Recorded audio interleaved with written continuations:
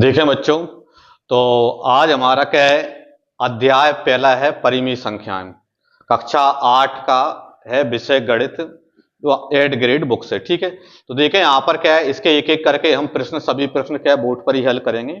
तो देखें क्या है, पहला प्रश्न क्या दिया है यहाँ पर, अध्याय 1 परिमेय संख्या कक्षा 8 का। ठीक है, 8 ग्रेड बुक से है, यहाँ पर अपनी अपनी बुक निकालने सभी।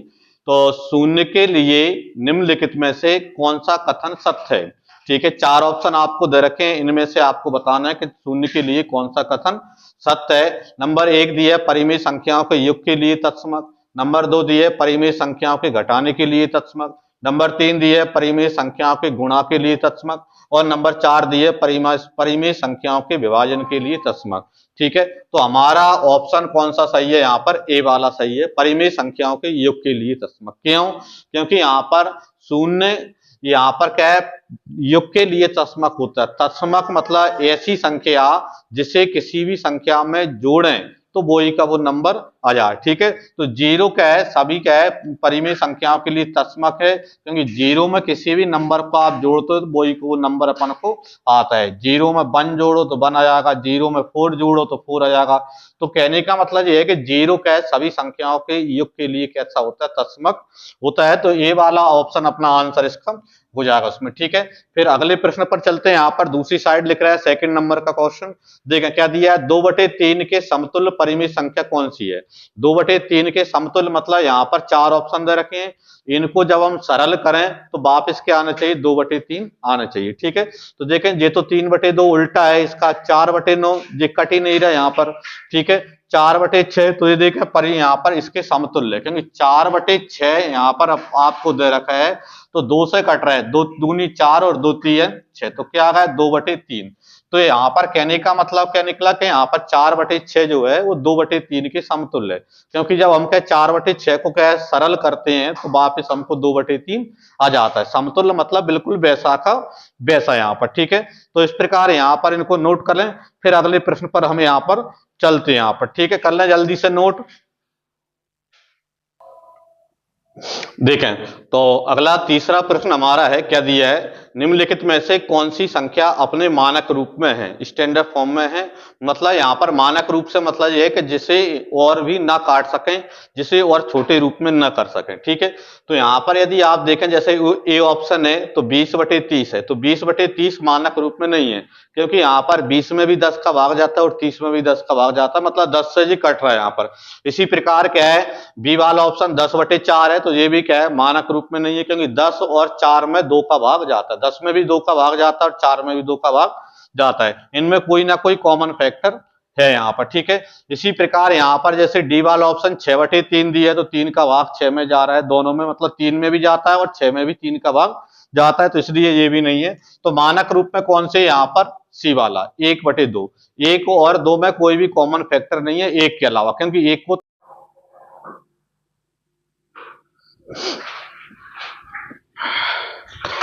देखें। तो अगला प्रश्न हमारा क्या है, प्रश्न हमको दिया है, एक 7/2 मीटर लंबाई वाले कपड़े में से 5/3 मीटर कपड़ा काटने पर कितना कपड़ा शेष बचेगा। ठीक है, तो 7/2 मीटर लंबाई वाले कपड़े में से 5/3 मीटर कपड़ा काट दिया तो कितना कपड़ा शेष बचेगा, यानी आपको घटाना है।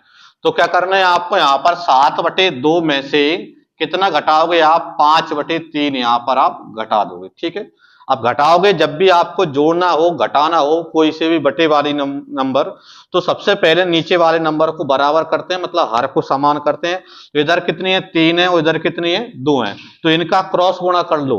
ठीक है, मतलब पहले वाले में 2 है तो 2 का गुणा दूसरे वाले में कर लो ऊपर नीचे, दूसरे वाले में 3 है तो 3 का गुणा पहले वाले में कर लो ऊपर नीचे। ठीक है, अब इनका यहां पर हम गुणा करते हैं तो देखो 7 या 21 बटे में 6 और माइनस 5 दूनी 10 और बटे में कितना 3 दूनी 6। ठीक है, यानी 21 में से 10 माइनस करोगे तो कितने बचेंगे 11 और बटे में 6, तो 11/6 यानी बी वाला ऑप्शन आपका आंसर इसमें हो जाएगा उसमें। ठीक है, चलें आ गई।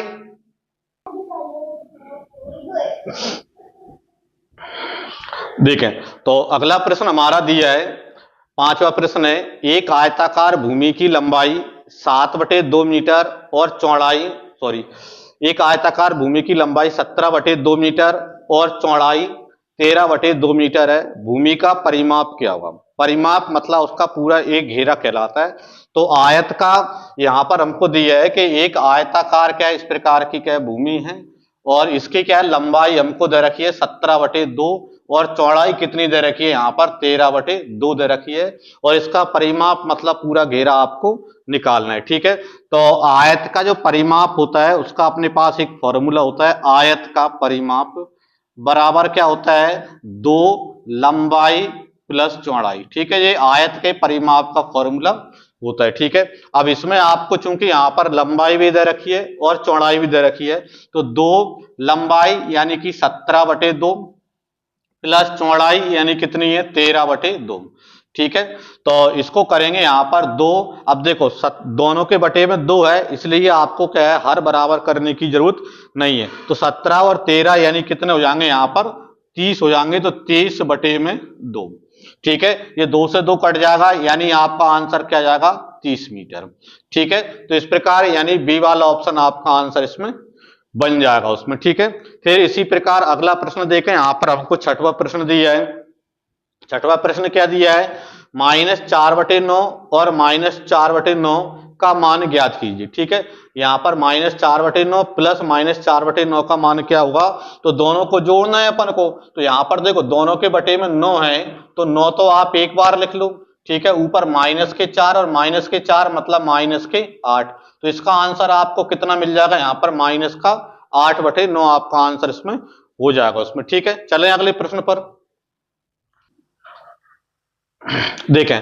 तो अगला प्रश्न हमारा है, सरल कीजिए। 7वां प्रश्न है, क्या दिया है 3/7 इंटू 28/14 भागित 14/5 को हमको क्या करना है, सरल करना है। तो जब भी आपको क्या है गुणा भाग प्लस माइनस एक साथ आए, तो सबसे पहले क्या करते हैं, भाग करते हैं, फिर गुणा करते हैं, फिर प्लस करते हैं और फिर माइनस करते हैं। इस क्रम में यहां पर करना होता है। जब भी आपको गुणा भाग प्लस माइनस एक साथ यदि दिखता है, तो सबसे पहले भाग करना है, फिर गुणा करना है, फिर प्लस करना है और फिर माइनस करना है। ठीक है, तो यहां पर देखो भाग और गुणा है, तो सबसे पहले भाग करोगे, और जब भी आपको भाग दिखे तो आप तो क्या कर सकते हो कि जहां पर भी भाग लगा है, ठीक है, जैसे भाग लगा है भाग की जगह पर गुणा लगा दो, लेकिन भाग के बाद वाला जो भी नंबर है उसको पलट कर लिख दो। जैसे 14/5 है तो इसको 5/14 यहां पर आप लिख दो यहाँ पर। ठीक है, पलट कर लिख दो यहाँ पर जो भी नंबर आपको दिया हो। ठीक है, अब इसको काट दो। यहाँ पर देखो 14 दूनी 28, ठीक है, और 5 एकम 5, 5 तिया 15 और 3 से 3 भी कट जाएगा यहाँ पर। तो आपके पास यहाँ पर क्या बच जाएगा 2 और बटे में यहाँ पर कितना 7, यानी 2/7 आपका उत्तर यहाँ पर हो जाएगा उसमें। ठीक है, चलें अगले प्रश्न पर देखें। तो अगला प्रश्न हमारा 8वां प्रश्न दिया है, एक हवाई जहाज 1 घंटे में 1020 किलोमीटर दूरी तय करता है, तो वह 25/6 घंटे में कितनी दूरी तय करेगा यहाँ पर। ठीक है, तो इसके लिए दूरी आपको निकालना है। देखो आपको समय दिया है 1 घंटे में, यहाँ पर क्या है 1 घंटे में क्या है 1020 किलोमीटर की दूरी तय करता है, और समय कितना दिया है 25/6 घंटे यहाँ पर समय दिए। ये हमको स्पीड दे रखी है, चाल दे रखी है। तो यहाँ पर 1 घंटे में कितना चलता है 1020 चलता है, तो 25/6 घंटे में कितनी दूरी तय करेगा। तो 1 घंटे में 1020, तो 25/6 में, तो 1020 में 25/6 का हम क्या करते हैं यहाँ पर गुणा कर देते हैं यहाँ पर। ठीक है, तो जब 1 से अधिक का निकालना है तो गुणा कर देते हैं यहाँ पर। तो 6 का दे दें यहाँ पर, 6 एकम 6, 6 से भाग देंगे, 6 एकम 6 कितने बचे 4, यानी 42 हो गए। तो 6 7 42 0। ठीक है, आप क्या करना है आपको 170 और गुणा कितना 25। ठीक है, 170 में 25 का गुणा करते हैं तो देखें 0 25 7 175, यानी कि यहाँ पर क्या है 175, यानी 17 हासिल आपकी हो जाएगी। 25 से कम 25 और 17 यानी कितने हो जाएंगे यहाँ पर 42। ठीक है, तो क्या है कुल कितनी दूरी तय करेगा भाई यहाँ पर 25/6 घंटे में, तो 25/6 घंटे में 4250 किलोमीटर की दूरी तय करेगा यहाँ पर। ठीक है,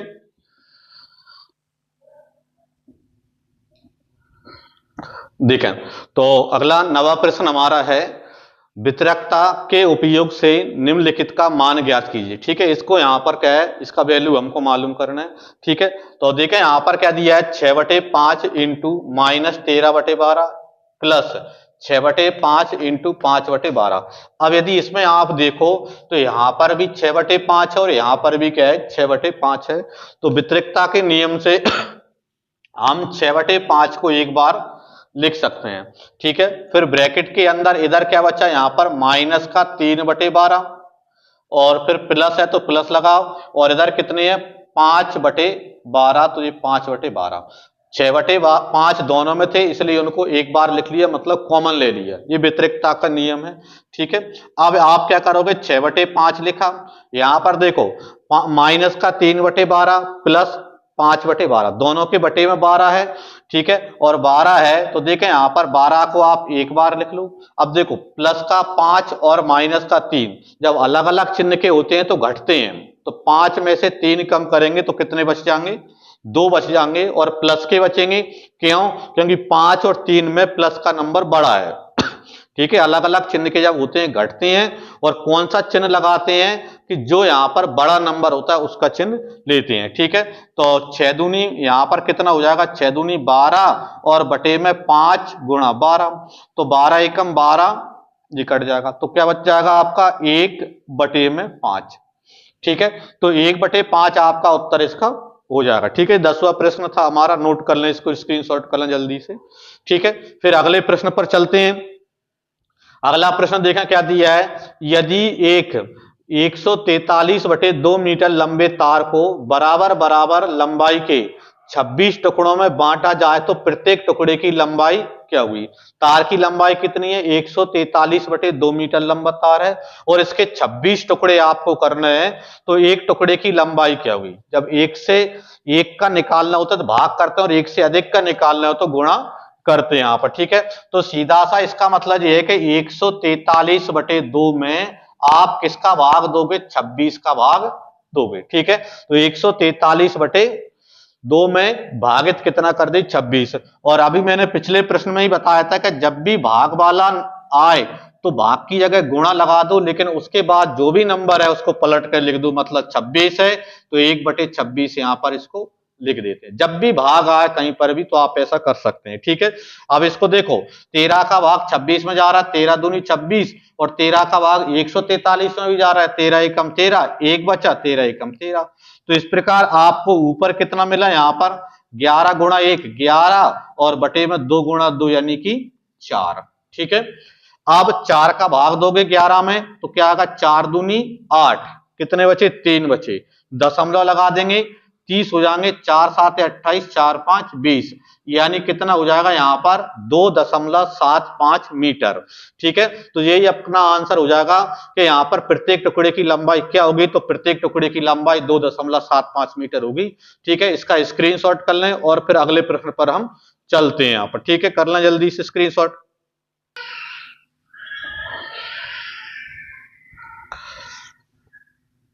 देखें तो अगला प्रश्न हमारा दिया है 11वां प्रश्न है। क्या दिया है, एक किसान के पास 49.4/5 हेक्टेयर क्षेत्रफल का एक खेत है। वह इसे अपने एक पुत्र और 2 पुत्रियों में बराबर बराबर बांटना चाहता है, प्रत्येक के भाग का क्षेत्रफल क्या होगा। ठीक है, तो किसान के पास कुल कितनी जमीन है, यहां पर 49.4/5 हेक्टेयर क्षेत्रफल है। इसको वह 3 पुत्र और यहाँ पर एक पुत्र और 2 पुत्री, मतलब टोटल 3 भागों में इसको बांटना चाहता है, तो प्रत्येक भाग का वैल्यू आपको चाहिए। ठीक है, तो कुल क्षेत्रफल यहाँ पर उसको चाहिए, तो किसान के पास कुल क्षेत्रफल कितना है वो देखें यहाँ पर, वो है 49.4/5 हेक्टेयर। ठीक है, यानी पहले तो इसका सही बटा तोड़ लो आप। ठीक है, तो 49 का गुणा करेंगे 5 में और प्लस कितना करेंगे 4, नीचे वाले का गुणा करके ऊपर वाला प्लस कर देते हैं, तो 49 का गुणा करते हैं तो कितना हो जाता है 9 5 45। ठीक है, और फिर प्लस यहां पर 45 यानी 4 आएगा, तो 5 चौको 20 और 4 24। ठीक है, तो 245 और प्लस 4 और बटे में कितने 5, यानी कितना 245 प्लस 4 यानी कितने हो जाएंगे यहां पर 249/5। ठीक है, अब इनको चूंकि यहां पर एक पुत्र और 2 पुत्री मतलब 3 भागों में बांटना है। ठीक है, इसलिए प्रत्येक भाग का क्षेत्रफल क्या होगा। ठीक है, इसलिए प्रत्येक भाग का क्षेत्रफल, ठीक है, यानी प्रत्येक भाग मतलब एक भाग का क्षेत्रफल चाहिए, तो 249/5 में आप 3 का भाग दे दोगे, ठीक है।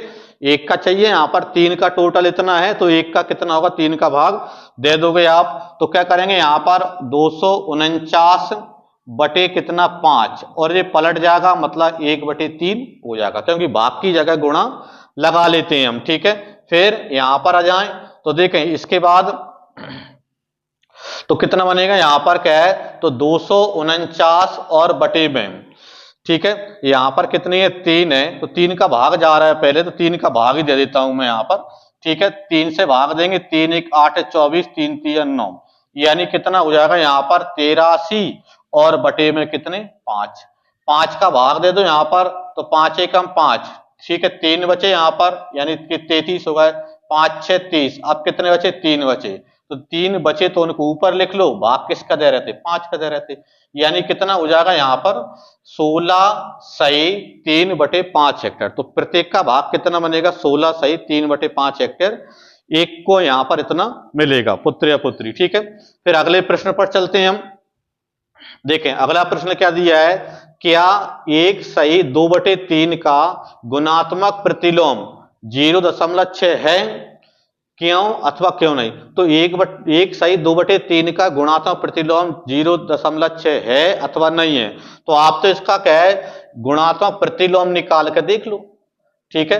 तो क्या करना है, यहां पर पहले तो देखो 1/2/3, ठीक है, का गुणात्मक प्रतिलोम आपको निकालना है, यहां पर का गुणात्मक प्रतिलोम आपको निकालना है, ठीक है। ये चाहिए, यहां पर क्या चाहिए, इसका गुणात्मक प्रतिलोम आपको निकालना है। तो पहले देखो इसको सही तोड़ो, 3 एकम 3 और +2, यानी कितने हो जाएंगे 5/3 का गुणात्मक प्रतिलोम। तो जब भी गुणात्मक प्रतिलोम निकालते हैं तो उसको पलटकर लिख देते हैं यहां पर, ठीक है।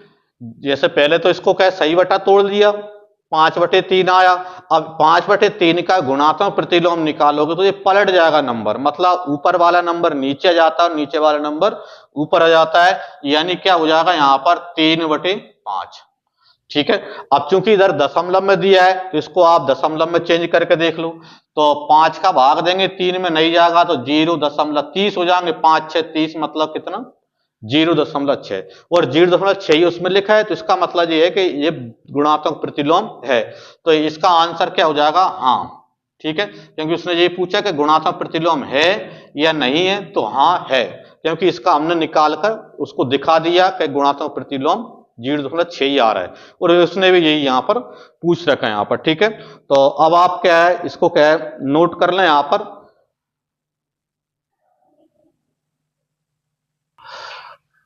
तो देखें अगला प्रश्न हमारा 13वां प्रश्न है, काफी बड़ा प्रश्न दिया है इसमें।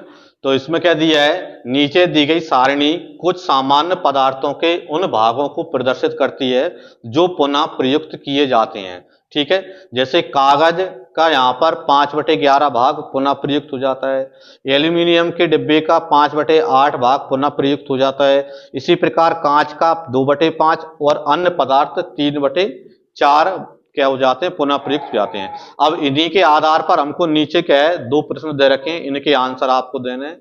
सबसे पहले आपको देना है, क्या कागज के पुनः प्रयुक्त करने वाली परिमेय संख्या 1/2 से अधिक है या 1/2 से कम है। तो देखो कागज के प्रयुक्त होने वाले कितने हैं, 5/11 है, और इसका बताना है कि 1/2 से अधिक है या 1/2 से कम है। तो 11 का यदि आप 5वां भाग देते तो 11 4 44, मतलब लगभग 4 बार, यानी 0.4, यानी 1/2 से कैसी है जी, कम है, ठीक है। तो इसका आंसर आपका क्या बनेगा, 1/2 से कम, ठीक है। जो पहला वाला प्रश्न है इसका आंसर क्या बन जाएगा, 1/2 से कम हो जाएगा। फिर अगला प्रश्न हमारा है, बड़े से छोटे क्रम में पुनः प्रयुक्त मात्राओं को व्यवस्थित कीजिए। इनको क्या है, जो नंबर लिखा है पुनः प्रयुक्त वाला, तो इनको बड़े से छोटे क्रम में आपको लिखना है, मतलब पहले बड़ा फिर उससे छोटा फिर उससे छोटा फिर उससे छोटा, यानी डिसेंडिंग ऑर्डर में आपको लिखना है। तो सबसे पहले बड़ा नंबर लिखना है, तो इन सब में सबसे बड़ा जो नंबर है वो यहां पर क्या है, 3/4 4 है, ठीक है। फिर इससे छोटा है वो यहां पर अपना क्या है 5/8 है, ठीक है। सेकंड नंबर पे क्या आता है 5/8 है। फिर थर्ड नंबर पे यदि हम देखें तो इसके बाद अपना क्या बनेगा यहां पर 5/11 और सबसे छोटा है वो यहां पर क्या है 2/5 यहां पर सबसे छोटा है, ठीक है। तो ये क्या है बड़े से छोटे क्रम में यहां पर पुनः प्रयुक्त मात्राओं का क्रम इसमें लिखा हो जाता है यहां पर, ठीक है। सबसे बड़ा 3/4 और सबसे छोटा 2/5 है, ठीक है।